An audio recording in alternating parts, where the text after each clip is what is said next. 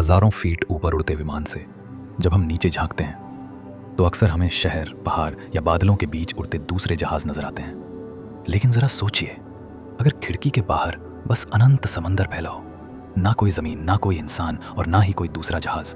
यही है दुनिया का सबसे तन्हा हवाई सफर। दुनिया में कुछ ही रूट्स ऐसे हैं जो घंटों तक सिर्फ महासागर के ऊपर से गुजरते हैं। इनमें सबसे कठिन और खतरनाक है साउथ पैसिफिक ओशन का रूट, और इसी के बीच स्थित है धरती का सबसे रिमोट हिस्सा, पॉइंट नीमो। लैटम एयरलाइंस की फ्लाइट 800 ऑस्ट्रेलिया से चिली की ओर उड़ते हुए इसी रहस्यमयी जगह से होकर गुजरती है।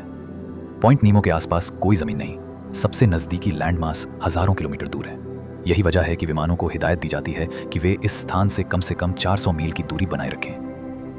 पॉइंट नीमो को वैज्ञानिक कहते हैं ओशनिक पॉइंट ऑफ इनएक्सेसिबिलिटी, यानी वो जगह जहां से किसी भी दिशा में धरती का कोई कोना कम से कम 2000 से 88 किलोमीटर दूर है। अगर कोई विमान यहां आपात स्थिति में फंस जाए तो उसका सिग्नल भी किसी रेडार या स्टेशन तक नहीं पहुंच पाएगा। यहां तक कि उस वक्त धरती पर सबसे नजदीकी इंसान स्पेस स्टेशन में मौजूद एस्ट्रोनॉट्स होते हैं। ऑस्ट्रेलिया की क्वांटस एयरलाइन भी अपने बोइंग 787-9 ड्रीमलाइनर को इसी रूट पर सिडनी से सेंटियागो भेजती है। ये उड़ान अंटार्कटिका की तटरेखा के इतना नजदीक से गुजरती है कि अगर किसी इमरजेंसी में लैंडिंग करनी पड़े तो एकमात्र विकल्प है मैकमर्डो स्टेशन। लेकिन ये स्टेशन भी स्थायी रूप से आबाद नहीं है। सर्दियों में यहाँ सिर्फ 200 लोग रहते हैं, वो भी एक छोटे से मेडिकल यूनिट में। अब सोचिए, सैकड़ों यात्रियों से भरा विमान, चारों तरफ फैला महासागर, नीचे बर्फ से ढका अंटार्कटिका और सबसे नजदीकी मदद हजारों